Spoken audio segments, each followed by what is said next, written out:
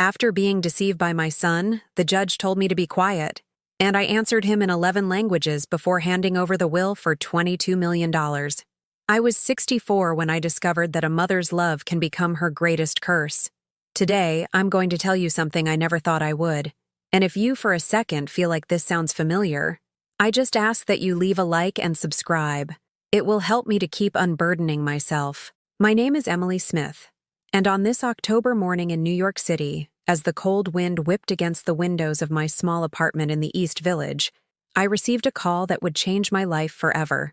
But to understand why those words cut through me like knives, you need to know the woman I was before I became who I am now. It was a Tuesday. I'll always remember it was a Tuesday because Tuesdays were my days to clean the house from top to bottom, to prepare the slow-cooked pot roast my late husband Michael loved so much, and to call my son Alex just to hear his voice, even if only for 5 minutes. It was a ritual I had kept for the 3 years I'd been a widow, clinging to routines that gave me the illusion my life had a purpose. I was wearing my faded blue robe, the one Michael had given me for our 20th anniversary, with little embroidered flowers that were now barely visible after so many washes. My hands, wrinkled by the years and stained by housework, trembled slightly as I held the mug of coffee that had grown cold without me noticing. The phone rang with that annoying insistence that important calls have. "Mom?" It was Alex's voice, but something sounded different. Colder, more distant than usual. "My boy, how are you? How's Jessica? And the kids?" "Mom, I need to talk to you, it's important." My heart sped up. After 36 years of being a mother, I had developed that instinct that tells you when something is wrong before it's confirmed. It was the same feeling I had when Alex broke his arm at age 8, when he failed math in high school, when he told me he was marrying Jessica after barely knowing her. "What is it, honey? Are you all okay?" Yeah, we're fine. It's just, Jessica and I have been doing a lot of talking lately. About the future, about family, about responsibilities." He paused, and it felt like an eternity. During those seconds of silence, my mind raced through all the sacrifices I had made for him, the 3 jobs I held down when his father got sick to pay for his private university, the sleepless nights I spent caring for him when he had asthma, the Sundays I spent cooking to bring Tupperware containers of food to his college dorm, the $20,000 I took from my savings to help him with the down payment on their house in Scarsdale. "Mom, I think it's time for you to start thinking about your independence." "My independence?" I repeated the word as if it were from a foreign language. "Yeah, you're 64 now. You're a grown, mature woman. You can't depend on us for everything. Jessica is pregnant again. The twins need more attention, and I have so much work at the law firm. We just don't have time to be constantly looking out for you." The words fell on me like stones. Constantly looking out for me? When had I ever been a burden to them? I was the one who called them on Tuesdays. I was the one who brought them homemade meals on weekends. I was the one who watched the twins, Chloe and Liam, when they wanted a romantic weekend away. "Alex, I don't understand. Did I do something wrong?" "No, Mom. You didn't do anything wrong. It's just that, look, Jessica thinks it's not healthy for you to be so emotionally dependent on us, that you need to build your own life, meet people your own age, maybe sign up for one of those water aerobics classes for seniors at the community center. Jessica thinks." It was always what Jessica thought. My daughter-in-law, that tall, thin blonde who worked in marketing and who, from day one, made me feel like a piece of old furniture in her modern house. The same one who smiled falsely when I arrived with gifts for my grandchildren. The one who whispered comments to Alex when she thought I couldn't hear. "And what does that mean exactly, son?" My voice cracked slightly. "It means you're not going to just show up on Sundays without calling first. It means you're not going to call me every Tuesday to ask how my day was. It means that when you need something, you look for other options before calling us. We're a young family, Mom. We need our space." The phone slipped from my hand and hit the floor with a thud. I stood there, in my small kitchen, surrounded by the photos of my family that hung on the walls like silent witnesses to a happiness I thought was real. The photo from the twins' baptism, where I was smiling and hugging them. The photo from Alex's wedding, where I wore that navy blue dress that cost me 2 months of savings but which I considered an investment in my son's happiness. I picked up the phone from the floor and went to the living room, where the silence was so thick you could cut it with a knife. I sat in my usual armchair, the one upholstered in green velvet that Michael and I bought when we got married 40 years ago, now with worn patches where our bodies had found comfort for decades. For the first time in my life, I felt completely alone. It wasn't the loneliness of widowhood, which I had learned to manage by filling my days with routines and memories. This was the loneliness of abandonment, of rejection, of discovering that the love you thought was unconditional came with terms and conditions that no one had ever explained to you. I picked up the photo album I kept on the coffee table and opened it to the first page. There was Alex at 2 years old, running towards me in Central Park with his arms outstretched, and that smile that melted my heart. When did that little boy who screamed, "Mommy, Mommy," when he fell become a man who was asking me for emotional independence? The afternoon grew long and dark. I didn't turn on the lights. I stayed there, in the gloom, holding myself together as New York City carried on with its routine outside my windows. The sounds of traffic, the voices of neighbors coming home from work, the bustle of a life that moved forward while mine was quietly falling apart. I didn't eat dinner that night. I wasn't hungry, just thirsty. Thirsty for answers, for justice, for an understanding of how I had gotten here. I went to bed, hugging Michael's pillow, breathing in his scent that faded a little more each day, wondering if he would have ever let our son treat me this way. It was Tuesday, and for the first time in 3 years, I didn't know if I would ever call Alex on a Tuesday again.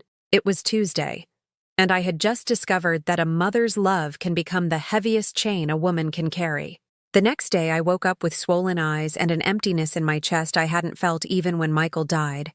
At least when he was gone, I knew he had loved me until his last breath. But this was different.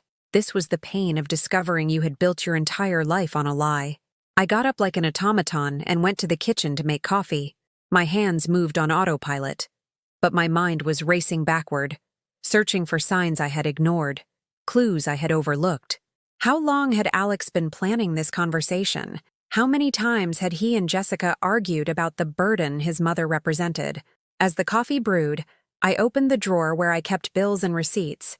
Everything was perfectly organized, just as Michael had taught me. But now, each piece of paper screamed a different truth at me. The dentist's bill for the twins that I paid last month, $900. The receipt for Chloe's English tutor, $150 a month, which I'd been paying since September. The vet bill for Max, Alex's dog, $300 for a procedure they couldn't afford at the moment. I took out all the papers and spread them on the kitchen table like cards in a macabre game. In the last 2 years since Michael died and I was left with his pension and my savings, I had spent over $15,000 on help for my son. Help he never asked me to stop giving. Help he accepted with a smile and a, "Thanks, Mom. You're an angel." An angel. That's what he called me when he needed money. I picked up my phone and dialed my sister Carol, who lived in Charleston. I needed to talk to someone, needed someone to tell me I wasn't going crazy.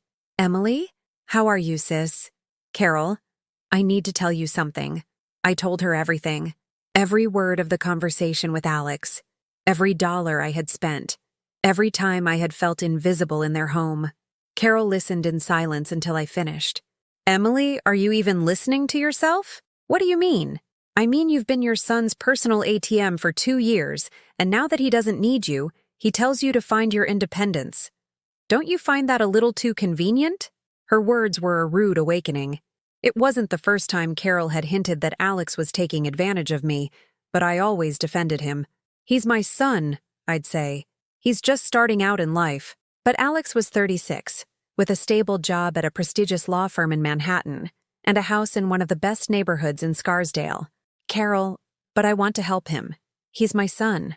Emily, you practically raised him alone when Michael was sick.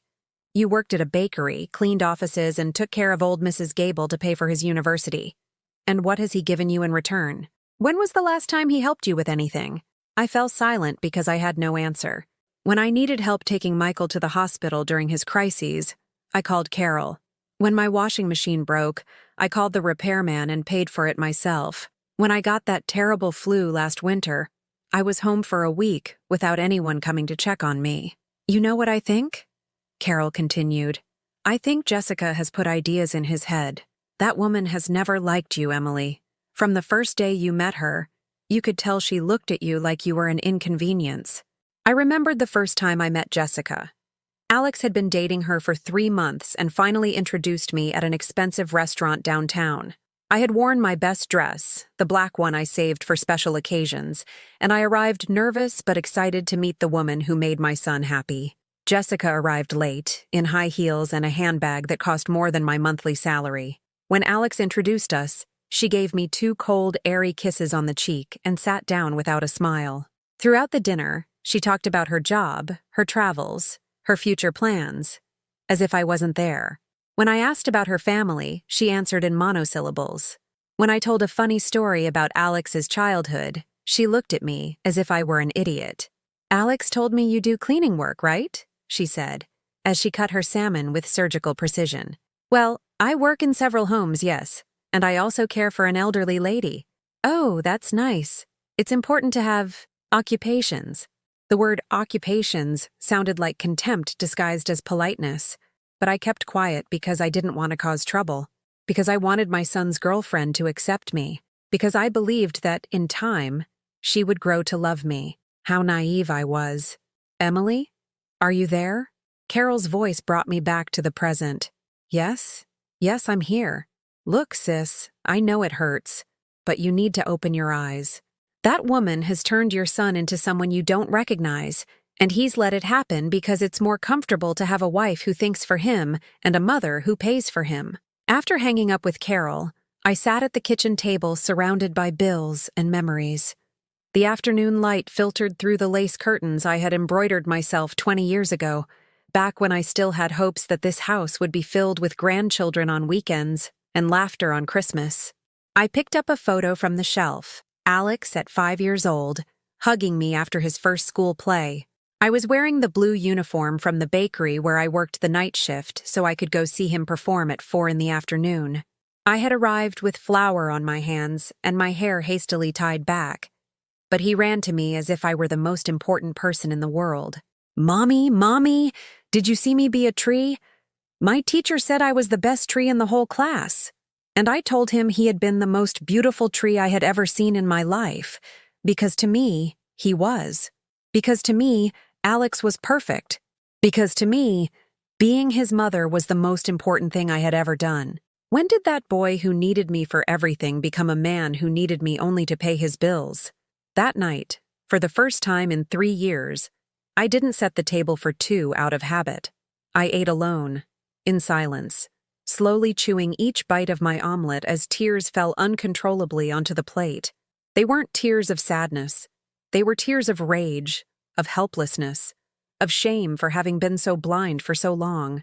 After dinner, I sat on the sofa with the photo album on my lap and began to turn the pages one by one. Each image told a different story to me now. The photo of his university graduation, where I stood proudly beside him. I remembered the 3 jobs I worked to pay for it. The photo from his wedding, where we danced the mother-son dance. I remembered the $5,000 I spent on the dress, the hair, the gift, because I wanted to be perfect for my son's most important day. The photo from when the twins were born, where I held them in my arms at the hospital. I remembered the nights I stayed over to care for them so Jessica could sleep, the diapers I bought, the little clothes I embroidered for them by hand. Each photo was an emotional invoice that had never been paid. I closed the album and left it on the table. Tomorrow would be another day, but it wouldn't be the same kind of day. Tomorrow I would start to wonder if a mother had the right to demand respect, or if unconditional love meant she had to accept whatever treatment her son deemed appropriate to give her. Tomorrow, I would start to discover who Emily Smith was, when she wasn't useful to anyone. The following days passed like a movie in slow motion. I didn't call Alex on Tuesday, and he didn't bother to ask why. It was as if my silence was exactly what he had been waiting for. Confirmation that I had gotten the message. On Friday afternoon, while organizing my closets to keep my hands busy and my mind distracted, I found a cardboard box I didn't remember putting there. Opening it, I was hit with a mountain of memories that felt like punches. The birthday cards I had sent Alex for the past 5 years. They were all there. All of them. The cards I bought with such care at Mrs. Peterson's convenience store, always choosing the ones with sweet messages about a mother's love. The ones I wrote by hand in my best script, telling him how proud I was of him, how much I loved him, how lucky I felt to be his mother. Cards that cost between $4 and $6 each, but for me, they represented hours of thinking about what words would make him smile. All returned to sender, all unopened. I sat on the bedroom floor, surrounded by envelopes bearing my shaky handwriting and addresses I knew by heart, and I began to open them one by one. It was like reading love letters addressed to a ghost. My dear son, today you turn 34, and I still can't believe how quickly time flies. I remember when you were born, and I thought the world had filled with light. Alex, my boy, on your 35th birthday, I want you to know you're the best thing that ever happened to me. My love, 36 years old, and every day I feel prouder of the man you've become. Each card was a piece of my soul that he had considered trash. Every word, written with genuine love, had been rejected without even being read. I stayed there, on the floor, crying over papers that smelled of my cheap perfume and broken hope. The phone rang, and for a moment I thought it would be him, that somehow he had felt my pain and was calling to apologize. But it was Jessica. Emily? It's Jessica. Her voice was sweet, too sweet. Like when salespeople talk nicely to you because they want you to buy something. Hello, Jessica? Look, I've been thinking about the conversation Alex had with you on Tuesday. Ah, of course. They had been talking about me, analyzing my reaction, planning their next move, and what have you been thinking? Well, that maybe we were a little harsh. You know how Alex is? Sometimes he can't find the right words to say things. He can't find the words. As if the problem had been the delivery and not the message. Jessica, I just want to understand what I did wrong. No, Emily, you didn't do anything wrong. It's just that, well, we're building our family and we need space to grow as a couple. But that doesn't mean we don't love you. We don't love you. She couldn't even say, we love you. She had to use that phrasing, like a possibility, like something dependent on certain conditions. Look, I had an idea. Why don't you come over for lunch this Sunday? We can all talk calmly and clear the air. A part of me clung to that invitation like a lifeline. Maybe it really had been a misunderstanding. Maybe we could fix it. Maybe I was overreacting and Carol had been wrong. Do you really want me to come? Of course, Emily. You're the grandmother of my children. You'll always be part of this family. Part of this family. The word sounded beautiful in that moment, like a promise of redemption. Okay, I'll come on Sunday. Perfect. Oh, and Emily, could you bring that pot roast you make so well? The kids love it, and with the pregnancy, I'm just too tired to cook. I hung up the phone and stared at it for several minutes. Jessica had invited me, yes, but so I would bring the food. Not to share the table as an equal member of the family, but to fulfill my role as grandmother cook service provider. But in my desperation to reclaim my place, I decided to ignore that small humiliation. I went to the Union Square Green Market and bought the best ingredients I could afford. Top quality beef, organic vegetables, fresh herbs. I spent $50 on a meal that usually cost me $20, but I wanted it to be perfect. I wanted to show them I was valuable, that they needed me, that I deserved to be there. On Sunday, I woke up at 6 in the morning to start cooking. I put the roast in the oven to cook low and slow, with all the love and patience in the world. While it cooked, I got ready with special care. I put on the blue dress that Alex had always liked. I put on makeup for the first time in weeks, and I spritzed myself with the perfume Michael gave me for our last anniversary. I arrived at their house in Scarsdale with the pot still hot and a nervous smile. The twins ran to hug me when they saw me, and for a moment I felt like everything was back to normal. Nana, you brought pot roast. Nana, I missed you. Their little arms around my neck gave me hope again. At least they loved me unconditionally, without demands, without emotional limits. Alex greeted me with a cold kiss on the cheek, and Jessica received me with that smile that never reached her eyes. That smells amazing, Emily. The kids are thrilled. I served the meal on their expensive dinnerware, the set I had given them for their 5th wedding anniversary. Jessica sat at the head of the table, Alex to her right, the children on the sides, and I was left standing, serving, like an employee. "Sit down, Mom," Alex said, but without looking up from his phone. "Yes, sit down? You're going to make me feel bad," Jessica added, but she didn't look at me either. I sat in the only empty chair, the one furthest from everyone, with its back to the window.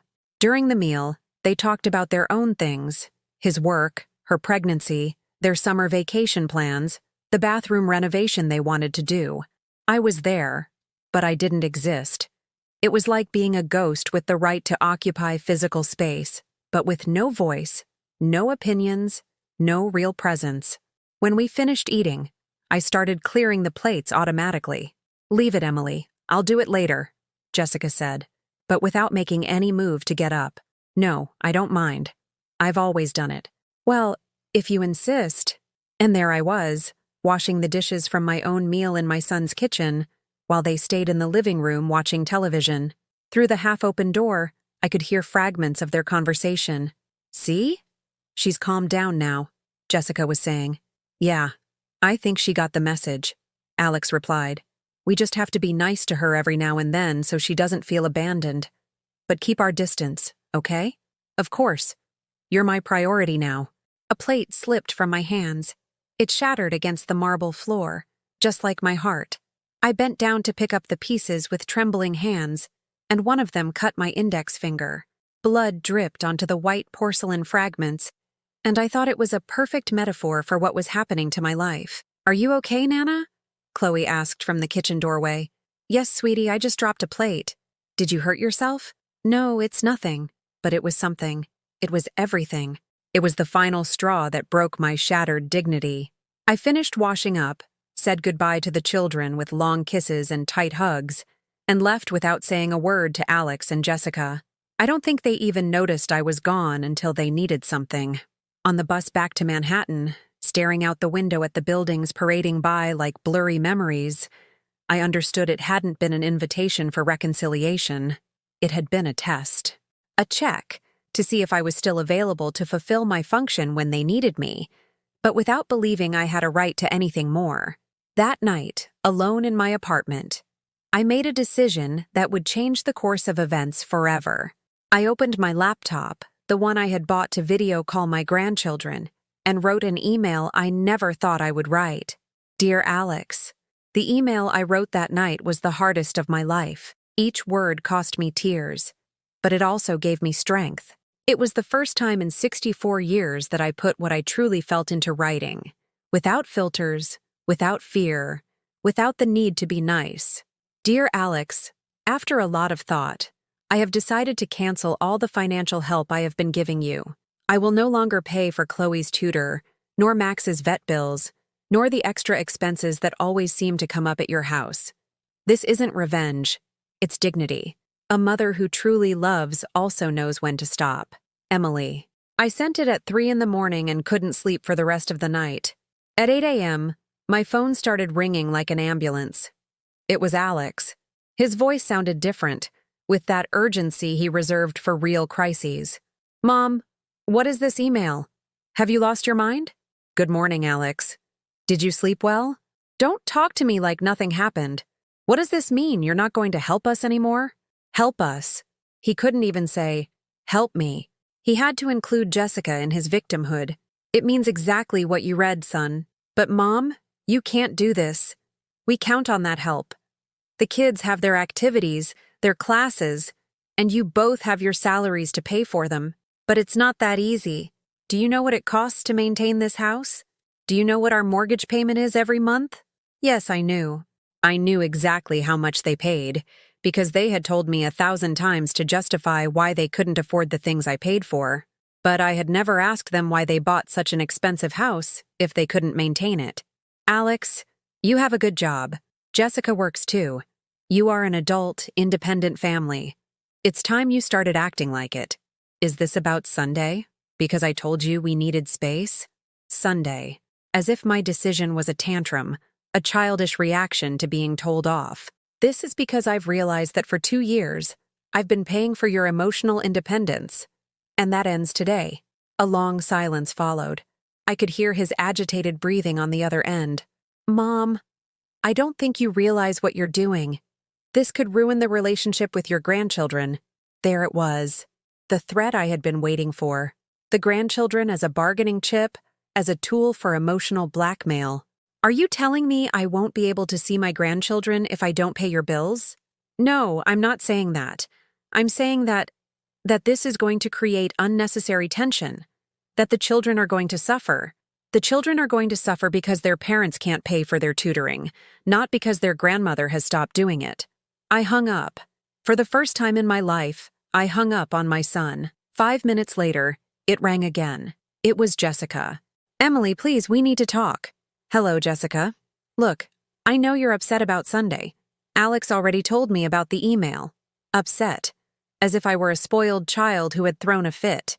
I'm not upset, Jessica. I'm making decisions.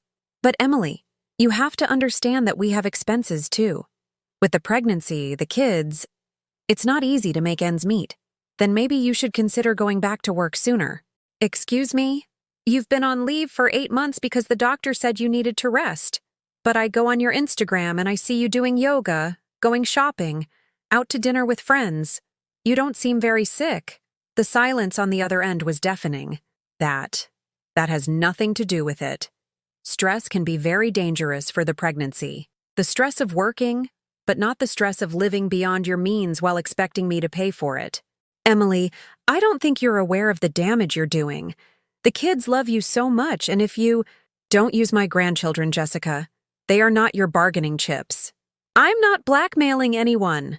Of course you are. You're telling me that if I don't pay your bills, I'll have trouble seeing my grandchildren. That's blackmail. That's not what I said. It's exactly what you said. And you know what, Jessica? For the first time in my life, I'm going to be very clear with you. I don't like you. I have never liked you. From the first day I met you, I could tell you looked down on me. But I kept my mouth shut because I wanted my son to be happy. I could hear her sharp intake of breath. Emily, I'm not finished. For 5 years, you have treated me like an employee. Like someone who is useful but annoying. Like someone who is there to serve you but who doesn't deserve respect. And I allowed it because I thought a mother's love meant putting up with anything. That's not true, isn't it? How many times have you invited me to stay for dinner after I cooked for you all? How many times have you asked me how I am, what I need, if anything hurts? How many times have you talked to me about something other than your own problems? Silence. Exactly. Never. Because to you, I'm a walking ATM who also cooks and babysits for free. Emily, please. No, Jessica. Please, no. For 5 years, I have listened to all of your pleases when you needed something. Now it's my turn to say no. I hung up again. My hands were shaking, but not from fear. They were shaking with rage, with liberation, with a strange sense of power I had never felt before. The phone kept ringing all morning. Sometimes it was Alex, sometimes Jessica. I didn't answer a single call, but I did read the text messages that began to pour in like an avalanche. Mom, please, think about this. This isn't like you. Emily, the kids are asking why Nana is angry. Mom, Dad would be very disappointed to see you like this. That last one hurt like a slap. Using Michael's memory to manipulate me was crossing a line I didn't know existed. Alex had just become a stranger to me. In the afternoon, when I couldn't take the phone harassment anymore, I decided to go for a walk in the neighborhood. I needed fresh air. I needed to see people who didn't know me. I needed to feel like part of the world again. It was in the local park that I ran into Patricia, my old neighbor from the apartment downstairs. I hadn't seen her in months because she had moved in with her daughter after her husband passed away. Emily, how are you, dear? Hello, Pat. How have you been? Oh, wonderful.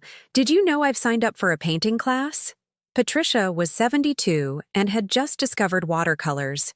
She showed me photos on her phone of beautiful paintings she had done. Flowers, landscapes, portraits of her grandchildren. And how is it living with your daughter? It was fine at first, but then I realized she has her life and I have mine.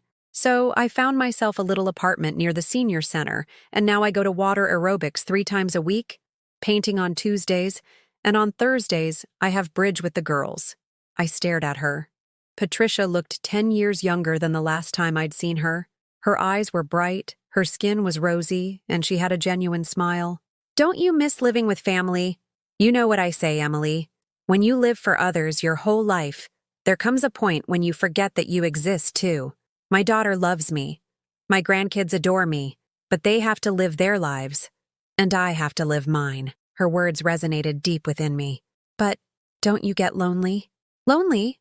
Honey? I don't have the time. Just yesterday I met a widower in my painting class who asked me out for coffee. His name is Arthur and he paints the most beautiful seascapes." She laughed like a teenager with a crush. "Look, Emily, at our age, we don't have time to live other people's lives. We have to live our own before it runs out." When I got home that night, I sat in front of the bedroom mirror and truly looked at myself for the first time in months. The woman looking back at me had poorly cut gray hair, wrinkles of worry, and the dull eyes of someone who had felt invisible for too long. But there was also something new in her expression, something that hadn't been there that morning. There was determination. The phone rang again. This time I looked at the screen before deciding whether to answer. It was a number I didn't recognize. The unknown number kept ringing until I decided to answer. A masculine voice, deep and calm, spoke on the other end. "Mrs. Emily Smith?" "Yes, this is she." "Who is this?" "My name is Gregory Miller. I'm an attorney. I represent the interests of Mr. Arthur Vance." "Does that name mean anything to you?" Arthur. The man Patricia had mentioned in the park, from the painting class. But I didn't understand why a lawyer would be calling me about him. "No, I don't think so. Has something happened?" "Mrs. Smith, could we meet at my office tomorrow? There is a matter I need to discuss with you in person. It's important." Something in his tone unsettled me, but it also sparked my curiosity. After the day I'd had, any distraction was welcome. "Can you tell me what it's about?" "I'd prefer to explain in person. Would tomorrow at 5 p.m. work for you?" "I'm on Madison Avenue, number 470. I jotted down the address on a crumpled piece of paper, and, for reasons I didn't understand, I agreed. Maybe because after years of not making any decisions for myself, I was starting to feel the need to say yes to things I didn't fully comprehend. That night, I slept better than I had in weeks. For the first time in a long time, I didn't stay awake waiting for texts from Alex or planning ways to solve his problems. My phone was silent by my own choice, and that feeling of control over my own life was intoxicating. The next day, I got ready with more care than usual. I put on the navy blue suit I had bought for Michael's funeral, but had barely worn because it felt too elegant for my everyday life. I did my makeup, styled my hair carefully, and for the first time in months, I liked what I saw in the mirror. The lawyer's office was in a stately building in Midtown, with a wrought iron elevator and marble floors that reflected my nervous steps. Gregory Miller was a man in his 50s, with perfectly coiffed gray hair, an impeccable suit, and a kind smile that immediately put me at ease. "Mrs. Smith, thank you for coming. Please, have a seat." "Mr. Miller, I still don't understand why you've called me. Mr. Arthur Vance passed away 3 days ago." I froze. I didn't know the man, but death always affected me deeply since losing Michael. "I'm very sorry, but I don't see what I have to do with—" "Mrs. Smith, Mr. Vance has named you the sole heir to his estate." The words hung in the air as if they'd been spoken in a foreign language. Sole heir. Estate. A man I didn't know. "I'm sorry, what did you say?" "You have inherited everything Mr. Vance owned. A considerable amount, I must tell you. But that's impossible. I don't know any Arthur Vance." Gregory Miller opened a folder and took out several documents. Among them was a black and white photograph of a young man in a military uniform. "Do you recognize this person?" I took the photo with trembling hands. The face was familiar, but I couldn't place it. He was a handsome man, with light eyes, a shy smile. "No, I'm not sure." Mr. Vance went by a different name in his youth. His full name was Arthur Gabriel Vance, but everyone knew him by his middle name, Gabriel. Gabriel. My heart stopped. Gabriel, my first boyfriend, the love of my youth I lost when he went into the service and I married Michael. Gabriel, who wrote me letters from his base promising we would be together again. Gabriel, who disappeared from my life more than 40 years ago. Oh my God. From the look on your face, I see you recognize him now. But how? Why? We haven't had any contact in decades. Gregory Miller handed me a sealed envelope with my name written on it in a script I recognized immediately, even though it was shaky with age.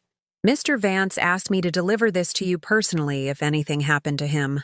I opened the envelope with clumsy fingers. Inside were 3 handwritten pages in that script I had known so well in my youth. My dearest Emily, if you are reading this, it means I am no longer in this world. But I want you to know that not a single day has passed in these 43 years that I haven't thought of you. When I came back from the service, I went looking for you and was told you had gotten married. I understood you had chosen the stability that I couldn't offer you then. I held no resentment.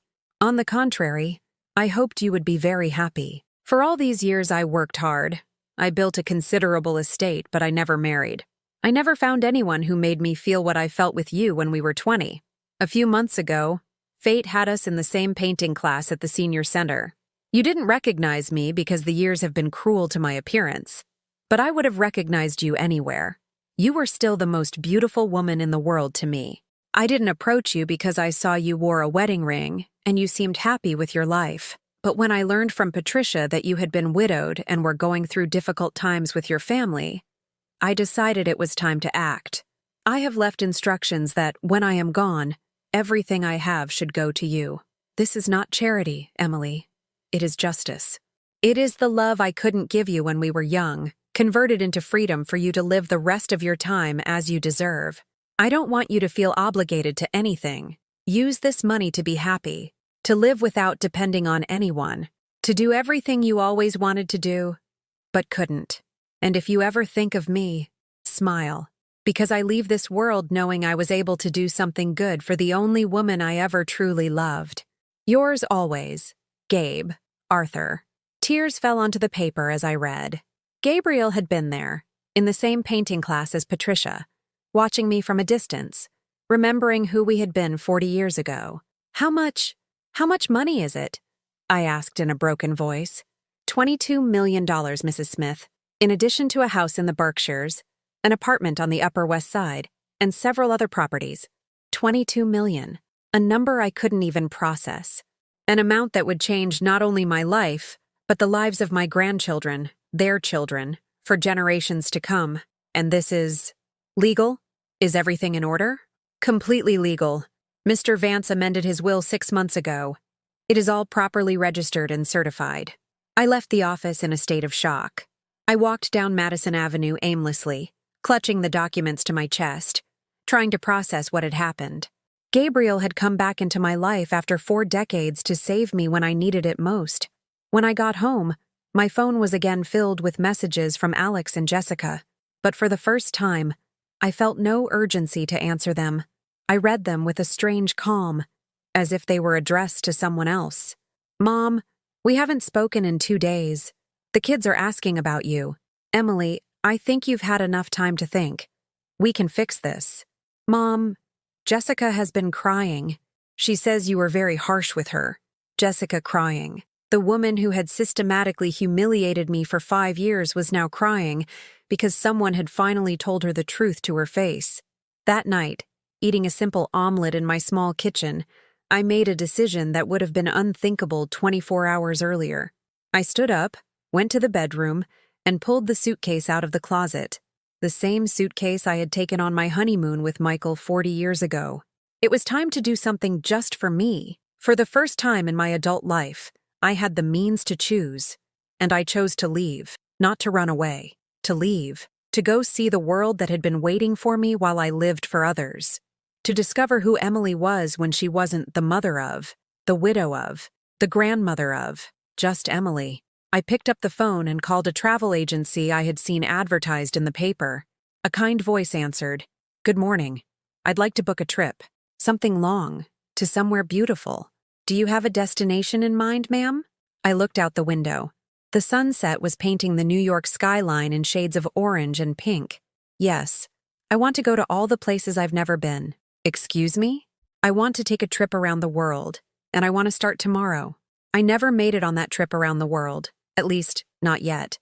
Because the next day, As I was packing my clothes into the suitcase with an excitement I hadn't felt in decades, the doorbell rang with an insistence that promised trouble. It was Alex. He was alone, without Jessica, wearing that little boy face he made when he had done something wrong and needed his mother to forgive him. But he wasn't a boy anymore, and I wasn't the same mother I had been last week. "Mom, can we talk?" "What do you want, Alex?" "I came to apologize. Jessica and I have talked a lot these past few days, and we've realized we've been unfair to you." Unfair. Such a mild word to describe years of manipulation and humiliation. "And what made you change your mind so suddenly?" "Well, it's just, the kids have been asking for you for 3 days. Chloe has cried every night because she says Nana is mad at her." There it was again, using the children's pain as a weapon in an emotional war. "The children aren't to blame for their parents' decisions, Alex." I know. That's why I came, to fix it. Look, I thought we could make a plan. You can still help us with a few specific things, but we'll also help you more. We could take you out to dinner once a month or call you more often. Once a month, as if it were an obligation to pencil into a calendar. "And what will this help you're going to give me consist of?" "Well, I don't know. We could take you to the doctor if you have an important appointment, or help you with heavy groceries, or—" He ran out of ideas, because he really had no idea what I needed, what my real problems were, what would make me happy. To him, I was still a function, not a person. "Alex, do you know when the last time you asked me how I really am was?" "What? When was the last time you asked me if I'm in pain, if I'm sleeping well, if I'm sad, if I need company?" He fell silent, looking at his hands. "Do you know what my favorite food is? Do you know what TV shows I like? Do you know if I have friends, if I go out, if I feel lonely?" "Mom, you know nothing about me, Alex. To you, I'm an ATM with feelings that can be activated when you need something and deactivated when you don't. That's not true, isn't it? When was the last time you came to see me without needing anything? When was the last time you invited me to dinner because you wanted to spend time with me, not because you needed me to watch the kids?" He had no answer, because it had never happened. "Mom, okay, you're right.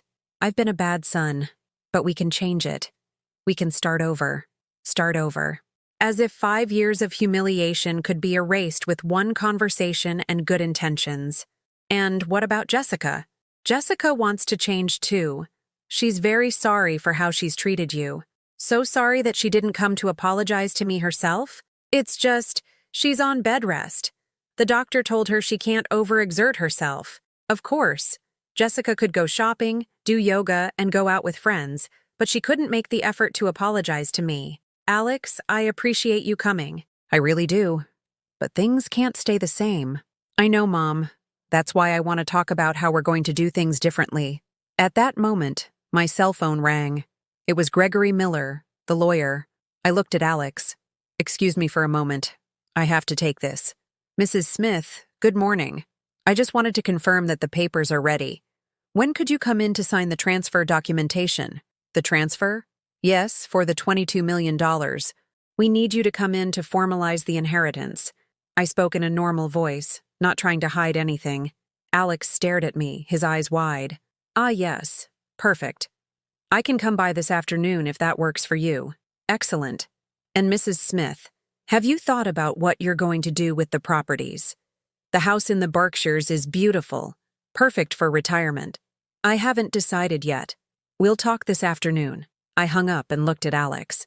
His expression had changed completely. He no longer looked like the remorseful man who had come to apologize. He looked like a shark that had just smelled blood in the water. $22 million? Yes. You inherited $22 million? And some properties? Yes. He shot up from the sofa as if he had received an electric shock. But from who? Who did you inherit that kind of money from? From a friend. A friend? Mom, nobody leaves $20 million to a friend. What kind of relationship did you have with this man? And there he was, the real Alex. Not the repentant son who came to apologize. The calculating son who had just realized his mother had gone from being a burden to a treasure. Do you think that's an appropriate question? Of course it's appropriate. I'm your son. I have a right to know where that money came from.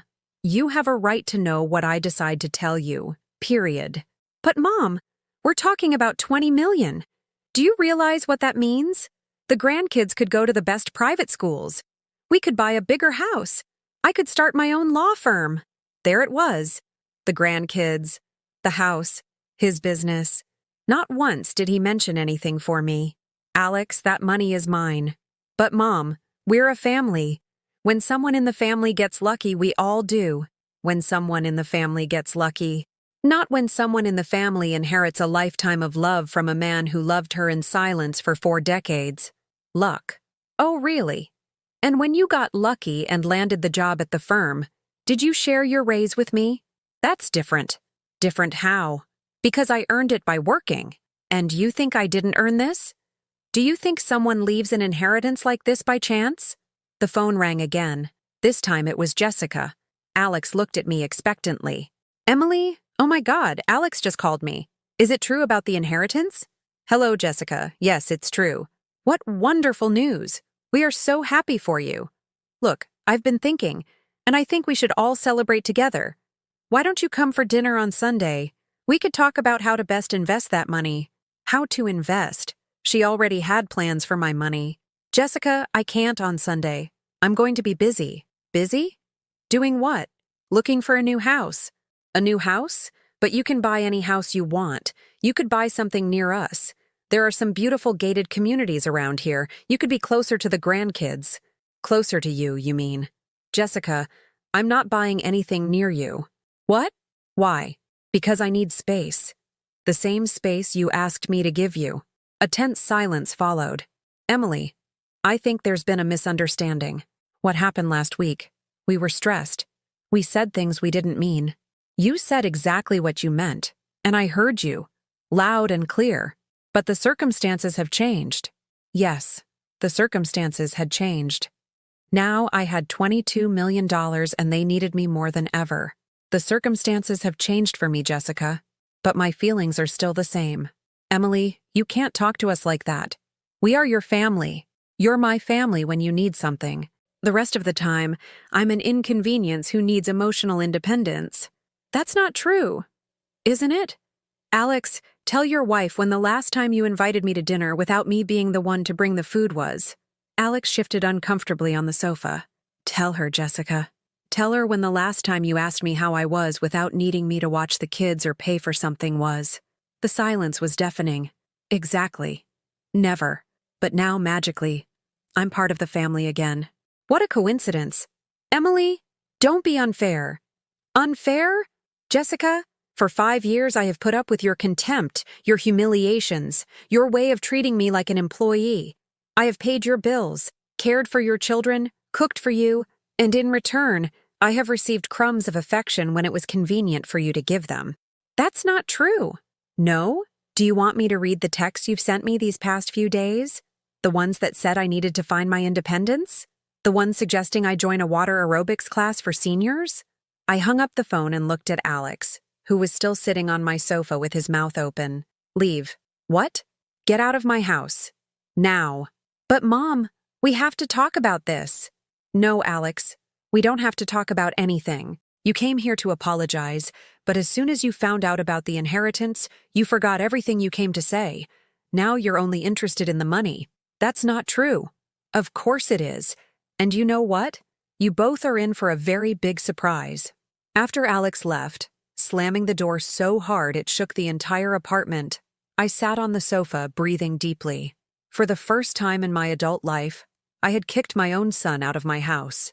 And for the first time, I felt completely at peace with such a drastic decision. That afternoon, I went to Gregory Miller's office to sign all the papers.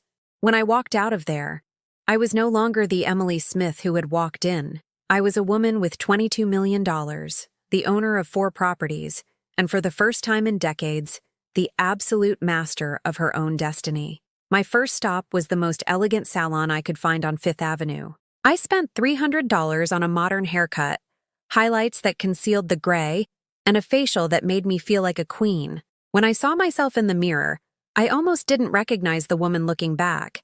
My eyes sparkled in a way I hadn't seen since my 20s.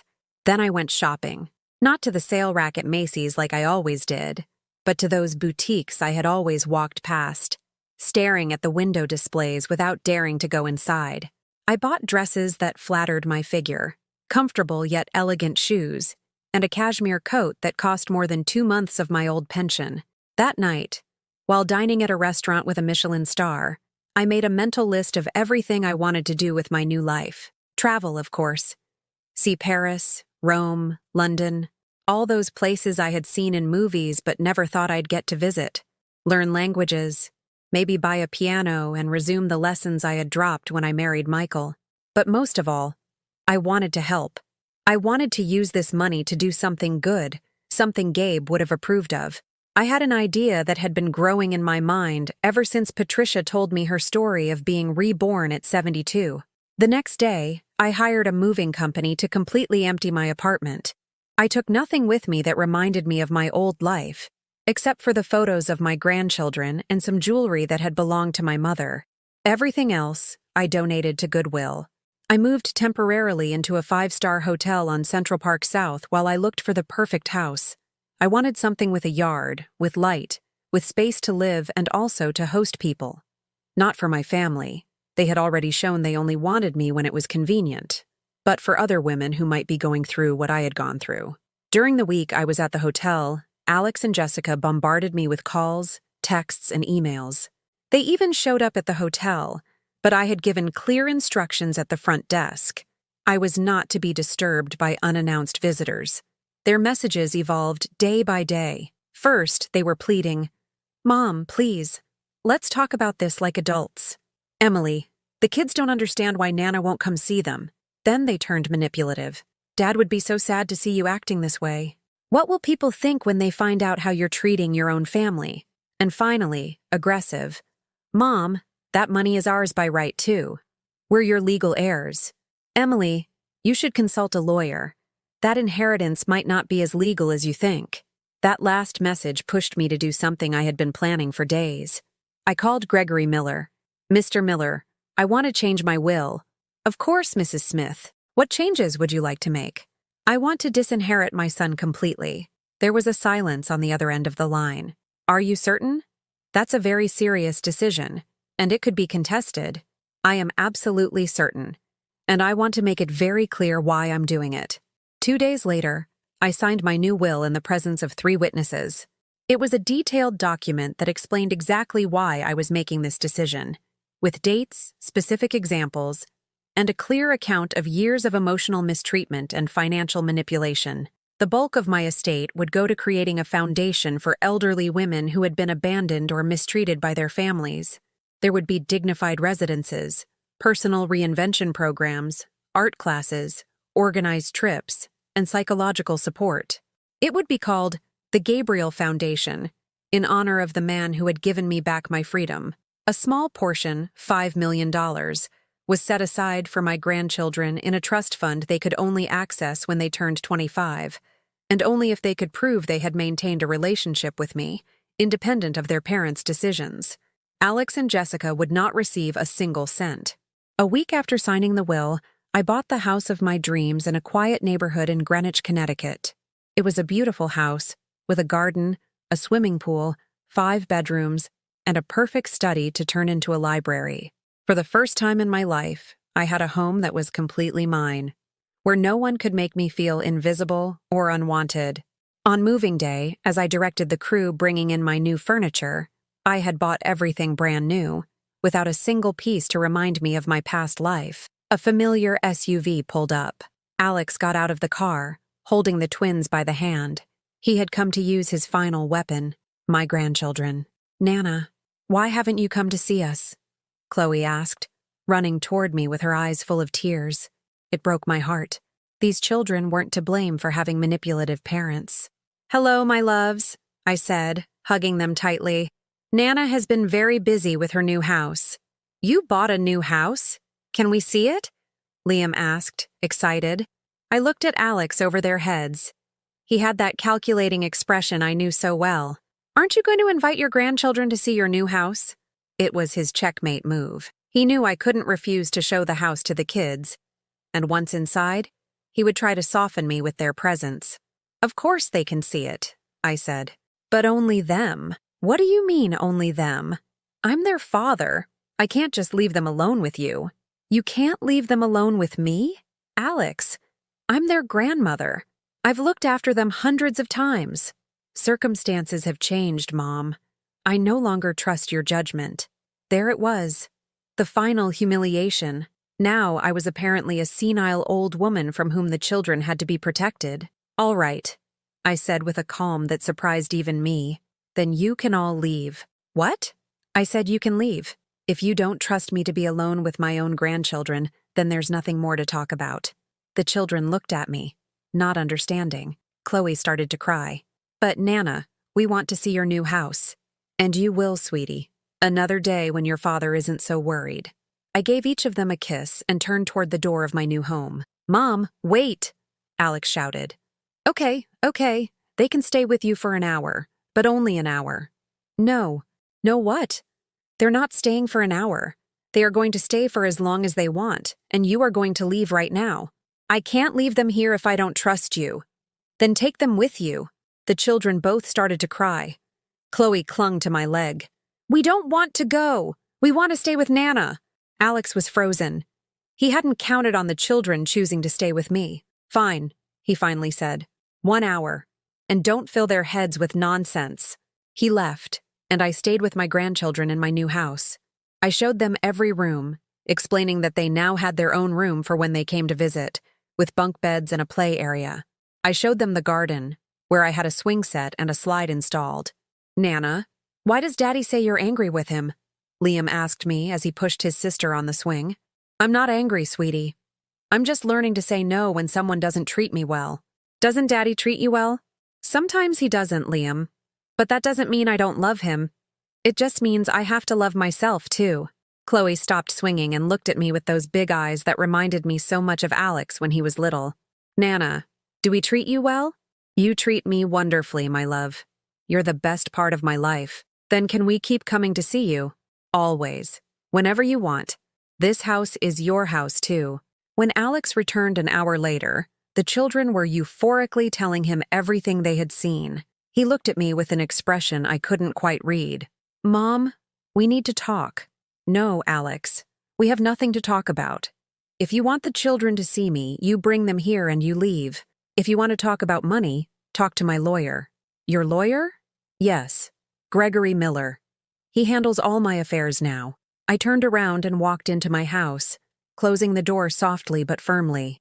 It was my house, my rules, my life. Through the window, I saw Alex standing in front of the door for several minutes, as if he couldn't believe what had just happened.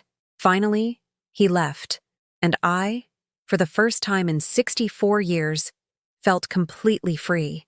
8 months after closing the door of my new house in Alex's face, I'm sitting on the terrace of my study, writing these lines as the sun sets over my garden. These have been the most fulfilling 8 months of my adult life. The Gabriel Foundation opened its doors 3 months ago.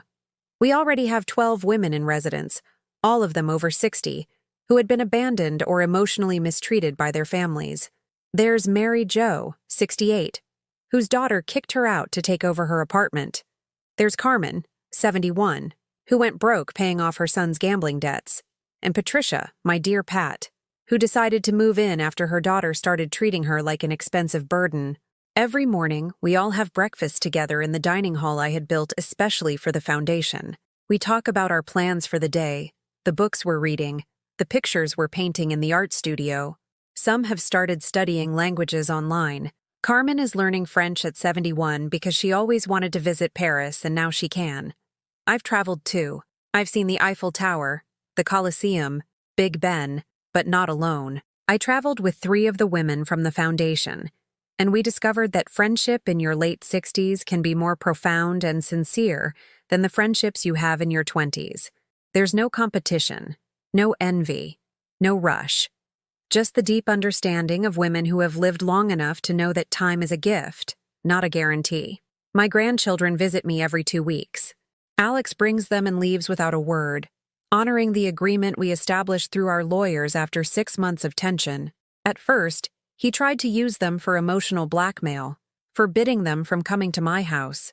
But when his own children started asking uncomfortable questions about why they couldn't see the Nana who had a pool and a slide, he was forced to give in. Chloe and Liam come running every time they arrive, hugging me as if I'm the most important person in the world, and we spend entire afternoons playing in the garden, reading stories, or baking cookies in my new kitchen. I've taught them how to play the piano. Yes, I bought a beautiful baby grand piano, white as the clouds, just because I'd always wanted one. I'm also teaching them basic French, because next year I want to take them with me to Disneyland Paris. I don't speak ill of their parents to them. I never would. But I do teach them something no one taught me when I was 8. That they have a right to be respected, for their feelings to matter, to say no when something doesn't feel right. I'm teaching them that true love doesn't hurt, doesn't humiliate, doesn't ask you to make yourself small so others can feel big. A month ago, Chloe said something to me that both broke and healed my heart at the same time. Nana, why are Mommy and Daddy never as happy as you are? What do you mean, my love? Well, you always have a real smile. And they smile, but their eyes look worried. Children see things that we adults think we're hiding. They see that I'm happier now than when I was living to please everyone else. They see that a woman can be completely happy without needing someone else to complete her. I know little about Alex and Jessica.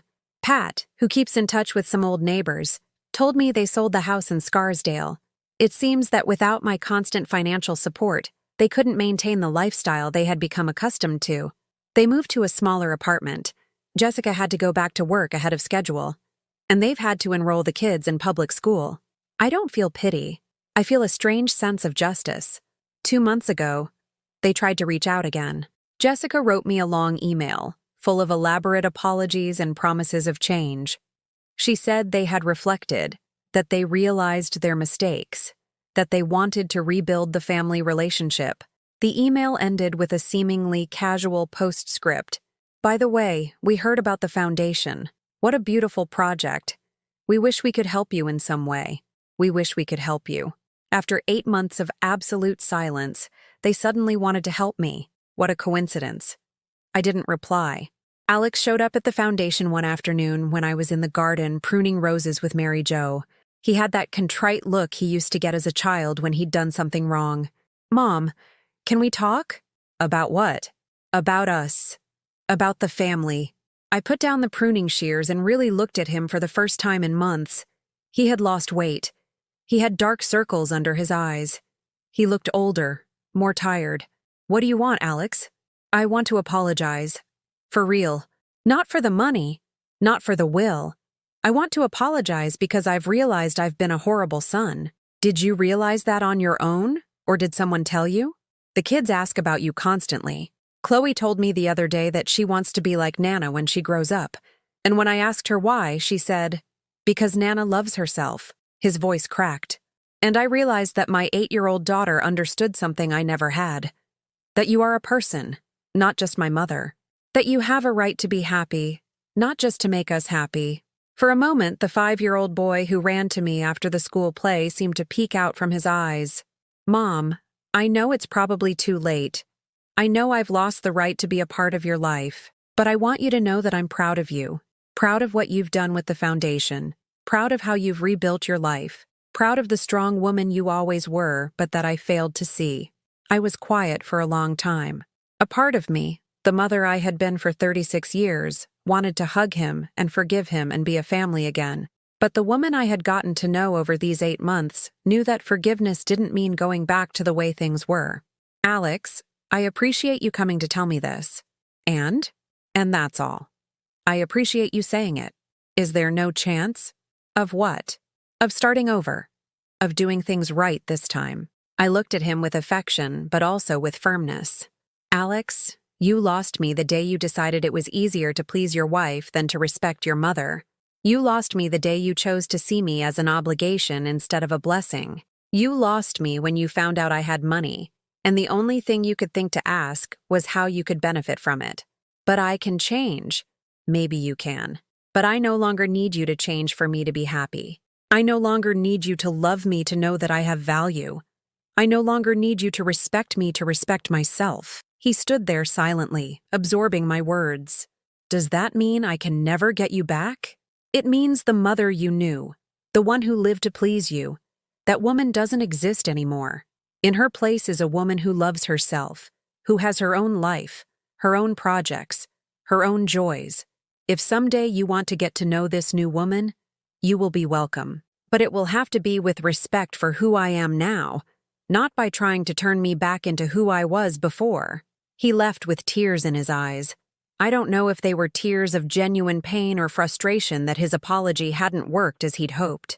Last night, as I was having dinner alone on my terrace, a dinner I made for myself, with ingredients I chose because I liked them, not because they were cheap or practical, I reflected on these 8 months. I've learned that self-love is not selfishness. It's survival. I've learned that when you stop living for others, you don't end up alone. You end up with yourself. And it turns out, I'm pretty good company. I've learned that it's never too late to start over, to discover who you are when nobody needs you for anything. I've learned that freedom isn't about doing whatever you want. It's about not having to do what you don't want. Tomorrow, the foundation will mark its 4-month anniversary. We're going to celebrate with a party in the garden. Friends I've made in these months will come. Extraordinary women who, like me, discovered that your golden years can be the best years if you have the courage to live them for yourself. Tonight, before I go to sleep, I will write one more letter. Not to Alex, not to Jessica, to Gabriel, my Gabe, who is somewhere in the universe knowing that his final gift of love gave me back the life I had buried under layers of sacrifice and self-denial. Thank you, my love, for reminding me that I am worthy of being loved. Most of all, by myself. So now I'm asking you, the one who has listened to me this far, have you ever experienced something like this? Do you know someone who has gone through this situation of being invisible to their own family? Tell me in the comments. If this story touched your heart, give it a like and subscribe so this message can reach someone who needs to hear it. Because there are thousands of women out there who need to know that it's never too late to start loving yourself.